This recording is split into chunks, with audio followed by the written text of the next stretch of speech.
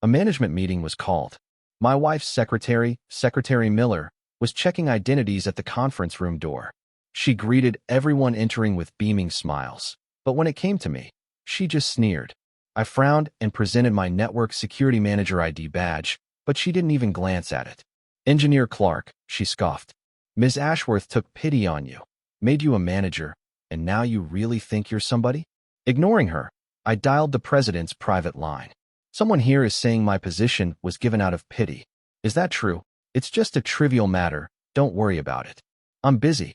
Gotta go. Vivian Ashworth's tone was cold. I could tell she was heading this way. Secretary Miller obviously heard the call too. She rolled her eyes dramatically before finally letting me in. I thought the initial slight was over, but as soon as I entered the conference room, everyone avoided me like the plague. Wherever I sat, people nearby moved away within seconds. I raised an eyebrow but didn't let it bother me. My relationship with them had always been strained. I was used to whispers and pointed fingers. Thank you all for attending this management meeting. Since Miss Ashworth hasn't arrived yet, I'll make a brief opening statement on her behalf. Secretary Miller began presiding. The meeting started normally with business adjustments, position changes, and other issues. I listened bored, occasionally glancing at my phone screen. Due to the company's revenue decreasing by 3% this quarter compared to the last, the board believes reasonable budget cuts are necessary. As she said this, I noticed everyone looking at me with schadenfreude. It felt bizarre. Secretary Miller then looked directly at me. Sincere Clark, the network security department will be dissolved. First, you haven't generated any profit for the company over the years, and you're the only one in the department anyway. What's the point of keeping the sign up while you just coast along, waiting to die? It reflects poorly on our company. Now I understood why everyone acted strangely today. The absurdity made me question her. Are you sure? Really dissolving my department? Secretary Miller chuckled, as if I couldn't comprehend plain English. Colleagues started kicking me while I was down. Give it up, Sincere. Wasn't it clear enough? If you can't accept it, reflect on yourself. You've been playing on your phone since the meeting started. Disrespecting the secretary is disrespecting Ms. Ashworth. Surely you know that. I was speechless. I'd been monitoring firewall data in real time to prevent viruses from breaching the company's core data. How did that translate to disrespect? Why talk nonsense without understanding? Hearing my explanation, they shifted attacks. What good is your monitoring? We never hear about dangers normally. Exactly. Who knows what you're slacking off doing in your office every day? Suddenly acting diligent now? Stop pretending. It's just because Miss Ashworth is about to arrive. Looking at their hostile faces, I'd never realized so many looked down on me. I was mocked precisely because the company had never been breached. It reminded me of an old joke about a programmer who created bugs to avoid looking idle. Working diligently in silence yielded no good results. Since that was the case, I didn't need to be polite. I stood, meeting each eye. Without me, this company would have gone under long ago. Who do you think you are, bossing me around? Let me spell it out. The network security department is the most important in this company. Understand, my words were met with more scorn from Secretary Miller.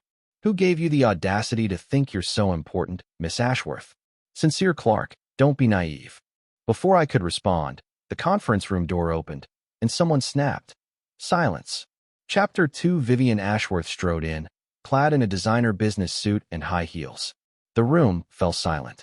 Secretary Miller pulled out a chair, but Vivian walked straight to me, tone harsh.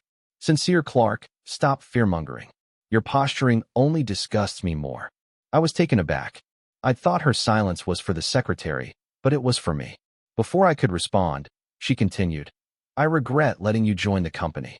I don't understand why Grandpa insisted on having you. Just a pretty face. Who do you think you're acting high and mighty with? Whose company can't survive without you? We've been married for 5 years, nominally. Husband and wife should maintain harmony in public, but her blunt denigration shocked me, and my expression turned cold. 5 years ago, Elder Arthur Ashworth, leveraging an old family connection, asked me to join Vivian's company as network security manager. The company is at a critical juncture, Sincere. Thank you for lending a hand. Vivian's attitude was excellent then, fresh from studying abroad, youthful and inexperienced. Later, Elder Ashworth played matchmaker. I'd fallen for her at first sight. Otherwise, No money could have persuaded me into an arranged marriage. At the time, I thought even if she didn't love me, she had positive feelings and was willing to try. That trial period lasted 5 years. As time passed, she forgot my silent contributions. Looking at her indifferent face, I spoke gravely. If you want to dissolve the network security department, fine. First, ask Elder Ashworth for permission. If he nods, I'll agree. I came to Ashworth Industries because of the relationship between Elder Ashworth and my grandfather, not because of anyone here. Vivian's face flashed guilt before she blustered. What? Using Grandpa to pressure me? Is wielding power all you know? I don't know what Grandpa saw in you, insisting you come here only to become a freeloader. I looked at Vivian, unable to see the woman she once was. Colleagues urged me to leave. Aren't you going to leave already? Miss Ashworth has spoken. Sincere, you're an adult. No need to cling on. Why make things ugly? Part amicably. Act like a man. Stop dawdling. I was confused until I saw who chimed in. Rumor had it these few colluded on kickbacks. The one leading the mockery had approached me, testing if I'd falsified data, a flat refusal. It all made sense. Around then, I'd become an outsider, facing constant opposition. So these were the troublemakers, and Vivian naively trusted them. What had she learned abroad? I turned to the one who called me clingy, Director Harrison, if I recalled. Director Harrison, just because I didn't help you cook the books or set up those websites, no need to be so ruthless, is there? And Directors Anderson and Thompson, you've been eager to get rid of me. Whose toes did my department step on? Chapter 3 Hearing I'd exposed them. Their faces turned unnatural, but Vivian seemed oblivious. Director Harrison reacted first, putting on a brave front. What baseless accusations? When did I ever talk to you about that? Do you have proof? Vivian missed my warning, frowning with impatience. Are you going to slander loyal contributors on your way out, you waste? I sneered. Loyal contributors? Which of those standing are loyal? Their faces turned uglier. I pressed on. Director Anderson, that exorbitantly expensive watch isn't something you can afford on your salary, is it? Director Thompson, didn't you buy a waterfront penthouse? Director Harrison, didn't you send your kid abroad recently? Director Thompson slammed the table, furious. You're spitting venom. I've been here since the company founded. If I'm not loyal, who are you? Running some broken network security department? I've dedicated years. Everything I have I earned. My conscience is clear. Director Anderson added coldly, still defiant. I laughed derisively. Vivian didn't know that without me, Ashworth Industries would have been carved up. The small embezzlement was possible only through loopholes from the previous programmer, which I'd patched. Otherwise, how could this pampered heiress sit there, signing off on matters and arrogantly telling me to leave? The company faced threats within and without, but she sat in the president's chair, oblivious. In the last 6 months alone, rivals attempted network intrusions, repelled silently by me. I submitted reports, but she never paid attention. Vivian once told me to be a figurehead, but honoring my promise to Elder Ashworth, I deployed top-tier code. Now that he was unwell, Vivian dropped pretenses. Did she think she could rule alone? My fists clenched, cracking. After a moment, I looked into her eyes. Vivian, I'll ask once more. Are you sure you want me to leave? She hesitated, startled by my intensity, then regained composure. Yes. I lost any desire to warn her.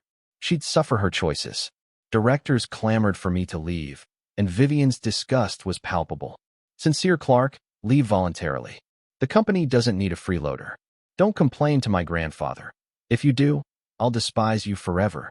Chapter 4 I suppressed my anger, gritting out. Don't worry, I haven't sunk that low, Vivian.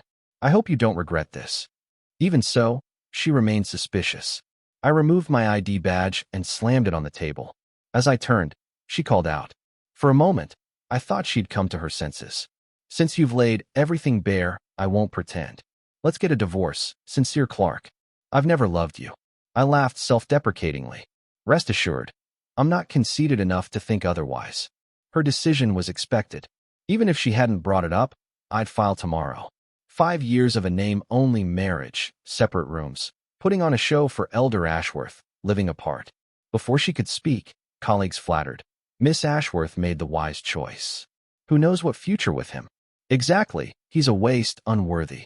Good thing it's only been years, cut losses. Sensing her indifference, I turned. Have you figured out how to explain this to Elder Ashworth? She paused, then frowned. None of your business. Get out. I'll explain to Grandpa. A faint smirk played on her lips. Knowing her 5 years, I understood. Counting on Elder Ashworth's doting, she'd likely found a replacement and planned to present it as done. I sneered. What's got you so happy? Found someone new. Her smile vanished, replaced by a glare. It's none of your business. Even if I have, he's 100 to 1,000 times better. What right does a fired employee have to inquire about recruitment? Colleagues agreed. Vivian's judgment is impeccable, certainly better than his pretty face. Hurry up and leave. Why linger shamelessly? Aren't you afraid of laughing at a wishy-washy man? Secretary Miller urged, irritated. I stated plainly, if I'm leaving, I'm taking my proprietary firewall. It's my creation. I have the patent. I won't leave it for my successor. Chapter 5 colleagues scoffed. Big deal. What's the use of that broken thing? We never see it do anything. No viruses attack. Useless junk, yet you treat it like a treasure. I remained silent, looking at Vivian. Removing the firewall required her approval. Her face showed hesitation. As management, she knew its importance better. She hadn't expected me to be absolute, perhaps initially just wanting to drive me away. Though she'd suspected freeloading, she didn't doubt my programming skills. Otherwise, she wouldn't have paid me for years. She worried competitors could exploit the vulnerability from removing the firewall. Vivian didn't speak, and employees whispered. The atmosphere tensed. Just then, the door opened again. A man my age, sharply suited, walked in, meeting my gaze arrogantly. Sincere Clark, if you want to remove your firewall, do it. Once I'm here, the company won't need you. At his arrival, Vivian relaxed, no longer hesitating. All right, Sincere, leave. I couldn't care less about your code. Understanding dawned. I nodded, pulled up my laptop, and dismantled the firewall in swift actions. As code flickered, the man scoffed. That architecture is years old. I don't know what you brag about. I could crack this with a single layer of code. I finally looked up, tone cool. Ah, fellow professional. You can tell that. Before he introduced himself, Vivian stepped beside him. This is Ethan Garrett, a top network expert I recruited from San Francisco. He runs his own security company, specializing in firewalls, far more advanced than yours. After typing the final command, I removed my hands, listening intently. Is that so, Mr. Garrett? Impressive. May I ask where you studied? Which top university's program or international mentor? Ethan faltered, unfamiliar with my mentions, but his pride swelled. I'm self-taught, got interested in college. Upset someone without fancy schools is better. Faced with his taunt, I laughed meaningfully. Not formally trained, we weren't in the same league. Vivian sensed my subtext. Sincere Clark, what do you mean? Looking down on Ethan? I shrugged noncommittally. Seeing the process complete, I turned to leave. My question was a probe. In our field, reaching a certain level grants insights. Renowned masters know each other. My graduate mentor introduced me to giants. Ethan Garrett wouldn't qualify to meet me. Chapter 6 colleagues watched me pack my laptop, their faces filled with schadenfreude. Ethan turned to Vivian, vowing confidently, Vivian, leave everything to me. I guarantee I can write code better and stronger than his. People like him would have been obsolete years ago if the company hadn't carried him. I don't know why he's clinging on so desperately. From his familiar address, every sharp mind in the room understood their relationship wasn't ordinary. A faint blush crept onto Vivian's face as she nodded obediently. I know you won't have any problems. You're the new network security manager. My hands paused while packing. Tired of their sweet talk, I walked straight out. Just as I exited the building, someone called my name. Turning, I saw Ethan Garrett following, his smile dripping with provocation. Sincere Clark, you've figured out Vivian and I are close, haven't you? I hear she's remained untouched all these years with you. Thanks for taking care of my wife for me. My expression darkened. He continued, but I suppose you're even now. Didn't she let you freeload for years too? His thanks jabbed at my perceived uselessness. What did you say? The anger I'd suppressed since the meeting ignited.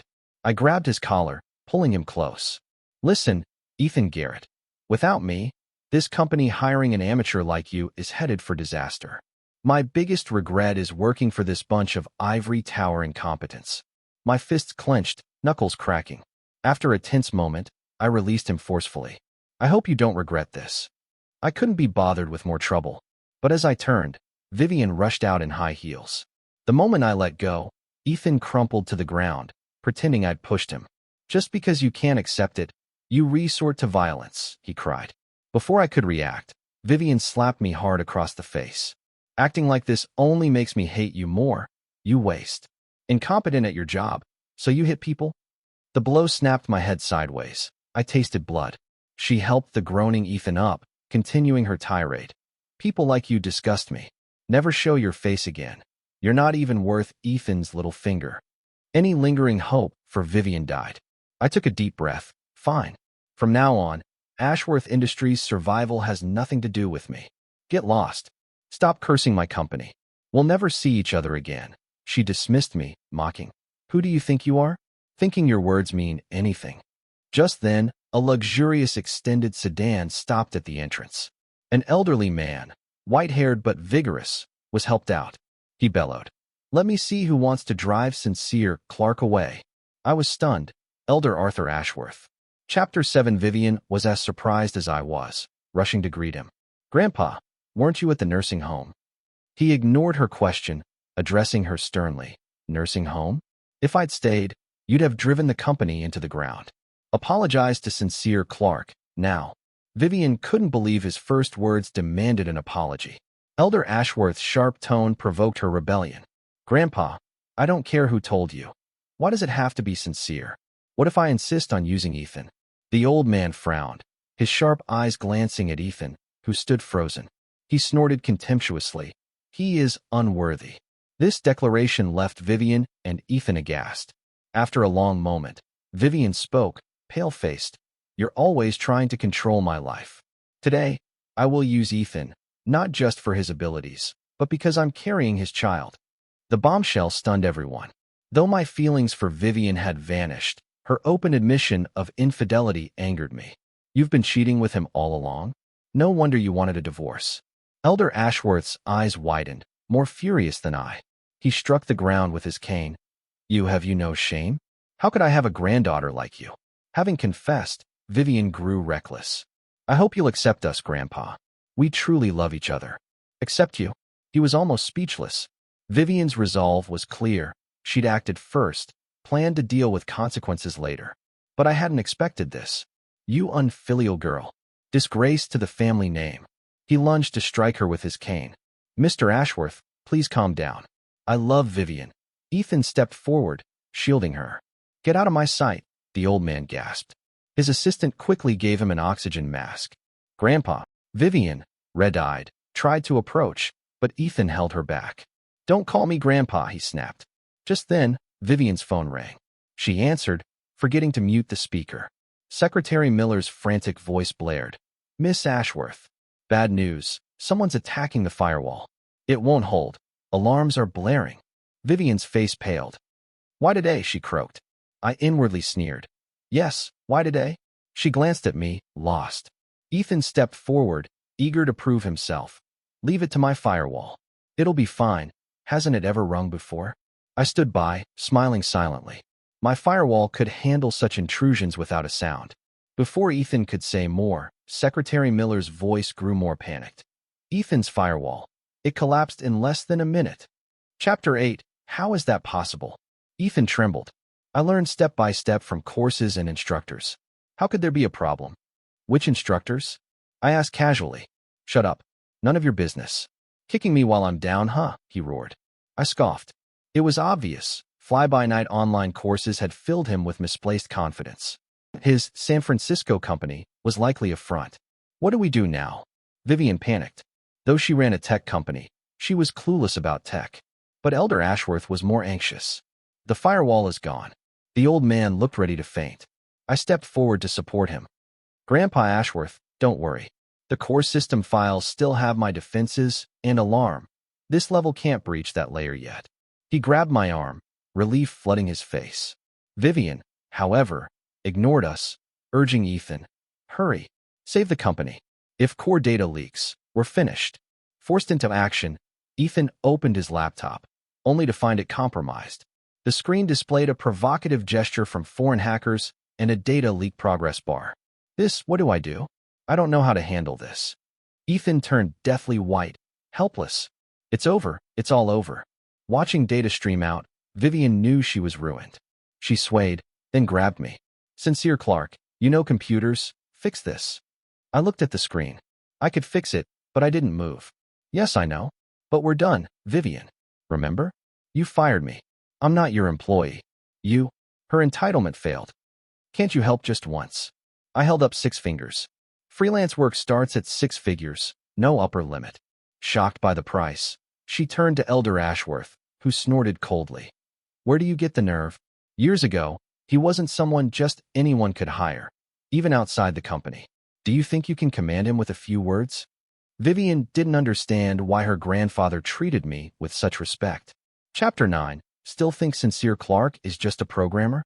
Elder Ashworth snapped. He's a top hacker I recruited by calling in an old favor. Letting him marry you is doing you a favor. Vivian stood, speechless. Yes, him, Sincere Clark.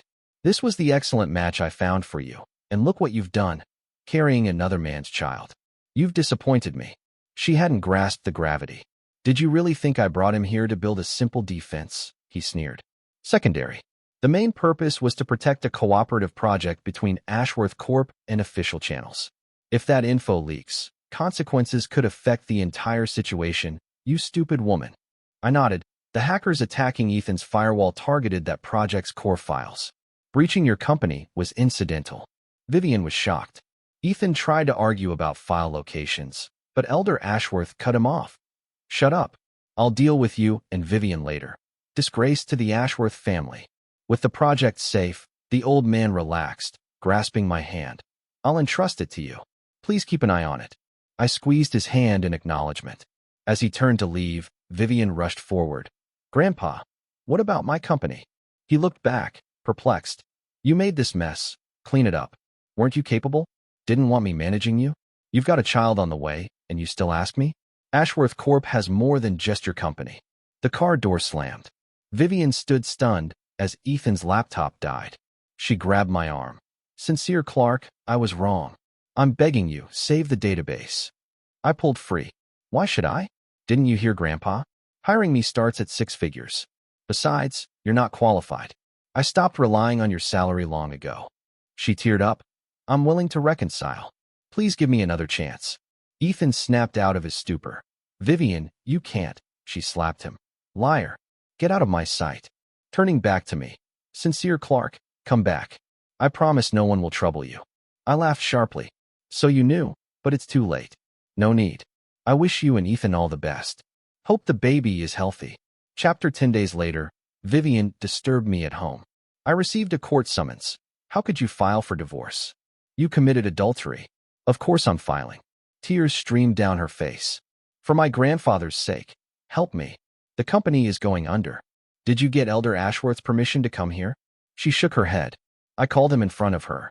He was silent, then snorted. Sincere, decide for yourself.